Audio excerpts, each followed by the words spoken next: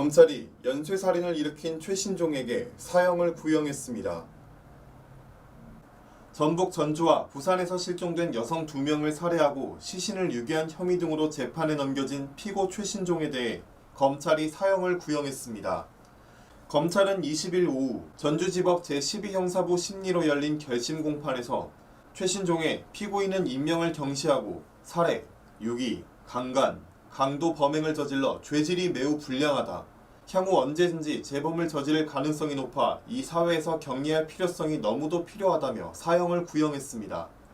검사는 이날 오늘 유족들의 진술을 들으신 것처럼 남매 중 여동생이자 누나였던 여성 1명과 아버지와 단둘이 살던 여성 1명이 갑자기 살해당하는 일이 벌어졌다면서 피고인은 오히려 피해자들을 모욕하고 본인은 변명하고 합리화하고 있다고 지적했습니다. 이어 제가 마지막으로 하려 했던 질문은 피고인이 처음 검찰청에 와서 첫 번째 살인사건에 대해 조사를 받을 때 20년만 받게 해달라였다면서 피고인이 수사를 받고 재판을 받는 동안 단 한 번이라도 피해자들에게 진심으로 사죄했다면 제 마음을 움직였을 것이라고 강조했습니다. 검찰은 또 최신종의 위치 추적 전자장치 부착 명령을 내려달라고 재판부에 청구했습니다. 최신종 측 변호인은 최후 변론에서 첫 번째 피해자가 피고인에게 금원을 이체해줬고 피해자가 피고인을 위해 지인에게 전화하는 등 도움을 주려 한 점 등에 비춰보면 피해자와 깊은 관계가 있다고 볼 여지가 있다면서 두 번째 피해자의 경우 차량에서 충분히 도망갈 수 있다고 봄이 합리적임에 따라 공소사실이 모두 증명됐다고 단정할 수 없다고 반박했습니다. 최신종은 마지막까지 죄를 뉘우치지 않는 모습을 보였습니다. 최신종은 피고인 신문에서도 지속해서 약을 먹어 범행 당시가 기억이 잘 나지 않는다고 주장했습니다. 두 번째 피해자를 살해할 때 아내의 지인인 첫 번째 피해자를 죽였다고 하는 인식이 전혀 없었느냐라는 재판장의 질문에 최신종은 사람을 죽였다는 기억이 전혀 나지 않는다. 죽였다는 인식이 있었는지도 모른다고 답했습니다. 최신종은 또 첫 번째 피해자로부터 금팔찌를 빼앗고 현금을 계좌이체한 적도 없다.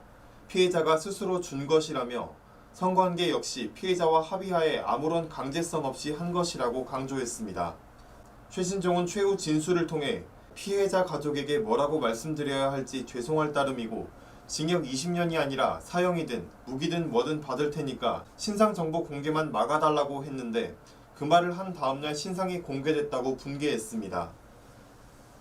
이어 제가 어떤 범죄를 저질렀는지도 알고 저도 용서받을 생각이 없다. 무기든 사형이든 받을 테니 어떠한 처벌이든 달게 받겠다고 했지만 저는 살인범이고 사람 2명이나 죽였으니까 사이코패스라서 제 말을 안 믿는 것 같다고 토로했습니다. 최신종은 하지만 제가 인지가 떨어지는 바보가 아니고 선처를 바라는 게 아니다면서 지금 당장 사형받아도 다 받아들이고 다 받아야 될 벌이니까 인정하겠는데 하지 않은 범행에 대해서는 도저히 받아들일 수 없다고 강조했습니다. 최신종에 대한 선고 공판은 오는 11월 5일 오후 2시 같은 법정에서 열립니다. 최신종은 지난 4월 15일 밤 아내의 지인인 A씨를 승용차에 태워 다리 밑으로 데려가 성폭행하고 금팔찌 1개와 48만원을 빼앗은 뒤 목을 졸라 살해한 혐의로 구속 기소됐습니다.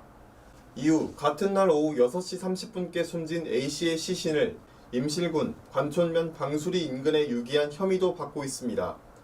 최신종은 첫 번째 범행 후 5일이 지난 4월 19일 오전 1시께 전주시 대성동의 한 주유소 앞에 주차한 자신의 차 안에서 B씨를 살해하고 시신을 완주군 상관면의 한 과수원에 유기한 혐의도 있습니다. 이 과정에서 B씨로부터 15만원을 빼앗기도 한 것으로 조사됐습니다. 당시 랜덤 채팅 앱을 통해 알게 된 최신종을 만나기 위해 부산에서 전주로 온 B씨는 전주시 완산구 서서학동 주민센터 인근에서 최신종의 차에 올랐다가 실종된 뒤 시신으로 발견됐습니다. 최신종은 경찰에서 B씨와 말다툰 중 나를 이상한 사람 취급해서 순간적으로 욱하는 마음에 범행을 저질렀다고 진술한 것으로 알려졌습니다. 최신종은 수사기관과 법정에서 아내의 우울증 약을 먹어 범행 당시 상황이 잘 생각나지 않는다고 주장해왔습니다. 경북신문TV 임채환이었습니다.